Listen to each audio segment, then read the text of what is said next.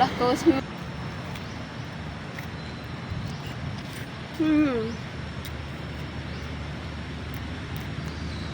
ចាថ្ងៃនេះទៅរត់ទិញតរ៉េនផ្ញើម៉ែមួយហើយសម្រាប់ទីតាំងបងប្អូនចង់ដឹងថាខ្ញុំទៅទិញនៅម្ដុំណាបងប្អូនអាចទស្សនាវីដេអូនេះឲ្យដល់ចប់តាំងគឺនៅស្តុបព្រះសីហមុនីហើយមួយបែបទៀតថាក្រោយស្តាតចាស់នៅទីតាំងវិចិត្រកគូរូបពុកម៉ែបងប្អូនទាំងគ្នាទីតាំងស្រួលរោខ្លាំងមែនទែនសម្រាប់ពុកម៉ែបងប្អូនទាំងអស់គ្នាមានចំណាប់អារម្មណ៍ចង់ទៅរត់ទិញតរ៉េនញ៉ាំបងប្អូនអាចទៅកន្លែងនឹងបានណានិយាយពីថាតរ៉េនគេផ្អែមឆ្ងាញ់ខ្ទិះខ្លាំងមែនទែនពុកម៉ែបងប្អូនទាំងអស់គ្នានិយាយពីថាទិញតរ៉េននឹងគឺទិញដោយទំនុកចិត្តតែម្ដងម្នេះវិញគឺថាទៅទិញប៉ះអ្នកលក់សម្ដីផ្អែមទៀតប៉ះអ្នកលក់ប៉ិនថែមថយទៅតាមនឹងទៀតគឺថាខ្ញុំទិញដោយភាពកក់ក្ដៅតែម្ដងណាចង់ឲ្យខ្ញុំទៅទិញប្រមាណដងក៏ខ្ញុំអត់ខ្ជិលដែរគឺថាឲ្យទៅប៉ះអ្នកលក់ដែលគេហៅថាយកចិត្តទុកដាក់ចំពោះភ្ញៀវអញ្ចឹងណាពេលយើងទៅដល់គឺថាគិតថ្លឹងតាមលំដាប់លំដោយអញ្ចឹងណាបានថ្លឹងឲ្យភ្ញៀវម្នាក់មុនចំនួន3ផ្លែទៅគាត់បានពុះតរ៉េននឹងឯងដល់ពេលអញ្ចឹងទៅខ្ញុំទៅក្រៅក៏តបានថ្លឹងទេក៏ថាំងចាំផ្លេតសិនណាអូនបើអូនចាំយូរអូនអាចដើរទៅមើលរូបគំនូរបានតែវិញក៏ថាអត់អីទេបងបងឯងតាមស្រួលបង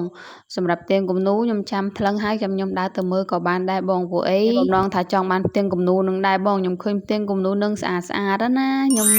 សម័យថាថ្ងៃណាមួយខ្ញុំមានផ្ទះជារបស់ខ្លួនឯងខ្ញុំនឹងមករកទិញផ្ទាំងគំនូរនឹងយកទៅដាក់ផ្ទះខ្លួនឯងអញ្ចឹងណាតែថ្ងៃនេះគឺថាខ្ញុំមករកទិញតរ៉េនញ៉ាំសិនដោយសារតែខ្ញុំទិញតរ៉េនមួយក៏ខ្ញុំមិនមែនចេះតែទិញហូបដែរ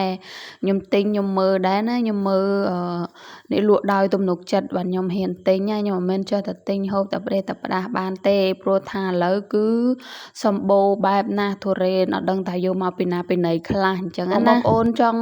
ទិញតរ៉េនហូបបងប្អូនអាចទៅកន្លែងហ្នឹងទៅគឺ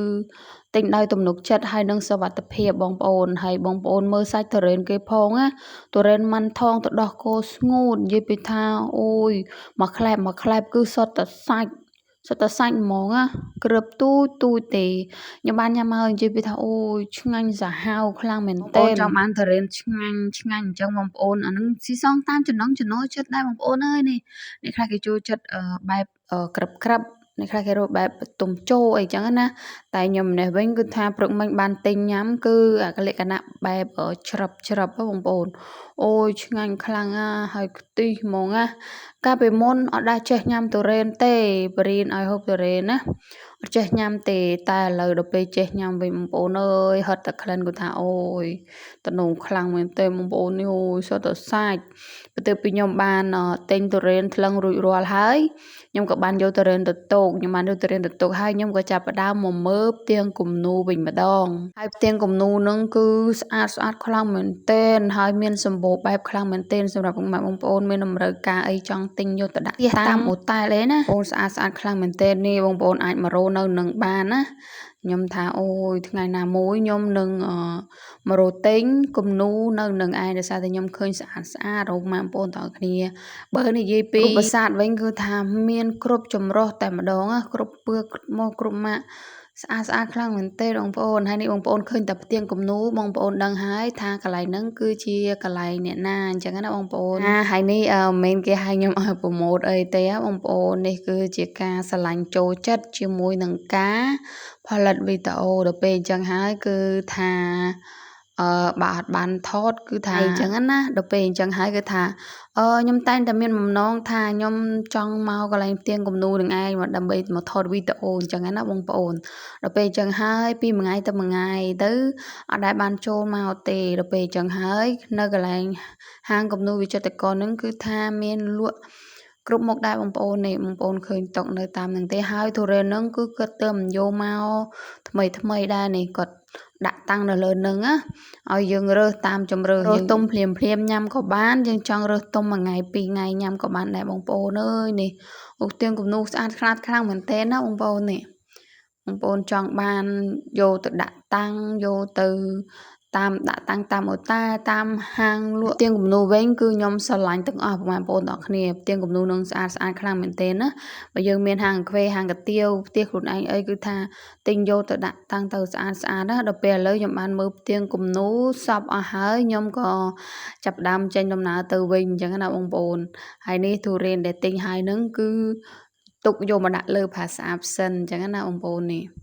ហើយទីបងប្អូនមើលទីតាំងហើយទៅខ្ញុំបញ្ជាក់ឲ្យមើលម្ដងទៀតបើបងប្អូនរកអត់ទាន់ឃើញបងប្អូនអាចមើលម្ដងហើយម្ដងទៀតបានហើយនេះបងប្អូនឥឡូវគឺថាភ្លក់មើលមួយម៉ាត់សិនណានេះអានេះគឺថែមឲ្យណាអានេះនៅលក់ថែមឲ្យពិតជាមិនធម្មតាទេណាទុរេនប៉ះ2 3កន្លែងហើយគឺថាអត់ដែលមាននៅលក់ថែមឲ្យអញ្ចឹងទេដល់ពេលទៅទិញកន្លែងនេះគឺថាថែមឲ្យហ្មងដល់ពេលអញ្ចឹងហើយបងប្អូននេះមើលសាច់គេអូយខ្ញុំថាចង់ញ៉ាំអាសាច់អញ្ចឹងឯងកាលវាមុនដែលខ្ញុំទិញញ៉ាំហ្នឹងពូជរី6សាច់អត់សូវអញ្ចឹងទេហើយគ្របរៀងធំដល់ពេលនេះពូជមិនថងអញ្ចឹងណាអូយថាសិតតែសាច់ហើយគ្របគេទូចទេបងប្អូនអើយនេះមើលអូយតំណងខ្លាំងមែនតើថាកុំចេះញ៉ាំតរ៉េនតែចេះញ៉ាំគឺថាណែតែដល់ខែគឺអាចខ្វះបានទេ